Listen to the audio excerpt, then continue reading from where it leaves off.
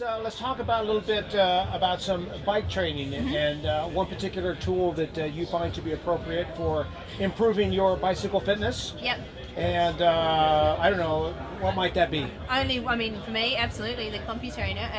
I think I'm the type of person that you ask Guy and I will... Crazy amount of time on the CompuTrainer. I'd say like 90% of your riding is... Yeah, the only ride I probably don't do on it is my long ride on a weekend. And the rest of my riding I will do on there. I will do my hills, I will do my intervals, I will, I do my Ironman pace efforts because I can set it at the pace and just go for it.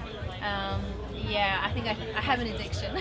So you have a wide range of applications that you use that are based not solely upon what feels good to you, but in a lot of cases what doesn't feel so good. No, that's right, and what I know I need to do. That's where the value is. That's right, and if it's leading into a race that I know is a hilly bike course, I will either do a course on there that's hilly, or I'll set on the spin scan and do hill reps, set it at a certain percentage and do hill reps on there. And I just like the closed environment and the time efficiency, all that. I get off there and I'm dripping, sweating mess, and I feel like I've worked extremely hard, and I love it. Excellent. Yeah. And is your work similar?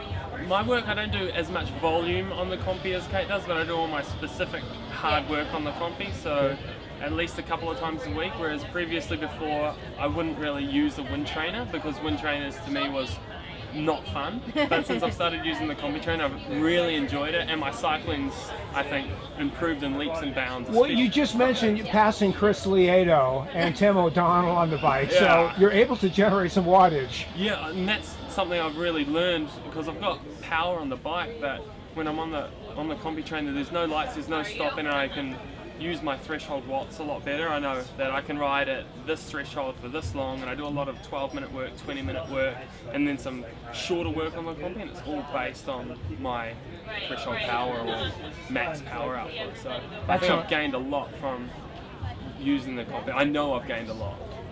Do you use then power numbers, FTP numbers, as far as that part to designate the intensity levels of your workouts? We do. We actually have like a table stuck up in the room where the CompuTrainers are on the wall, and we do the power test, and then we've broken it down, and we have, this is 7, this is easy spinning, this is if we're working at max intervals, we need to be hitting this wattage, and this is what if we're doing an Ironman pace, it needs to be here. So we have all of those numbers there, and you just punch them in and you just ride. Kate puts up a Kate chart and a Guy chart. Yeah, we have a Kate chart. They are different, unfortunately, but... So you would recognize, even if you were blindfolded, which one was which. I'm like, I'm using Kate's chart. Are you guys self-coached, or do we have somebody that we're giving this information to make critical analysis? No, actually at this point in time, mainly self-coached. I just have advisors that I ask, if there's things I'm not sure about. But when I first started in the sport, the original coach I had, Andrew Barge in Australia, was a huge fan of the CompuTrainer. I used to go to his gym and use one once a week. And so ever since then, it's just grown, and it's just an important tool for my cycling. Like I always have to have one available to use because it's what I want to do.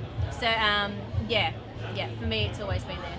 Do you think, and can you quantify in any way how it might help you off the bike for your run? Is it just simply that a stronger athlete is then capable of transferring that power fitness from the bike to the run? Or is there something tangible you can say, because of front quadrant musculature right in this position for X amount of time, I have available energy stores to finish off with a solid run? Is there any way to prove that connection, do you think? I'm asking that to the both of you. Yeah, I'm not sure if there's any way to prove it, but I know you think the bike's the bike and the run's the run? I think if you need to have a good amount of bike fitness to run well. Like you can be a fantastic runner, but you won't run well if you tire after 2 or 3 hours on the bike. It's going to obviously affect your run. But again, I know you can do it on your bike, but with the CompuTrainer, we're lucky enough to have a treadmill set up next to it. So we get off there straight away, and we're doing an interval on the treadmill, and then we're back on the bike. And I mean, it's just, it's so quick. And So you're working the total system. we're doing them both. Yeah. And you're doing, you're splitting your time now between Boise and Australia? Yes, Boise and Perth.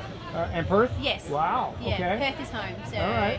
yeah, and then if we come back, Boise's second home. Very nice. Very nice. Yeah. Well, congratulations on all of your successes Thank today. you. Good luck in the future. And if you could say anything to the people that perhaps are on the bubble about whether or not to buy a CompuTrainer, can you leave me with anything in real? Yeah, just do it. I mean, it is, for me, the most important tool that I have, that I train with. Yeah. You'll never regret it. Never. It's fun, you'll produce more watts, and you'll go faster. Well, that's it, Zara. That's right.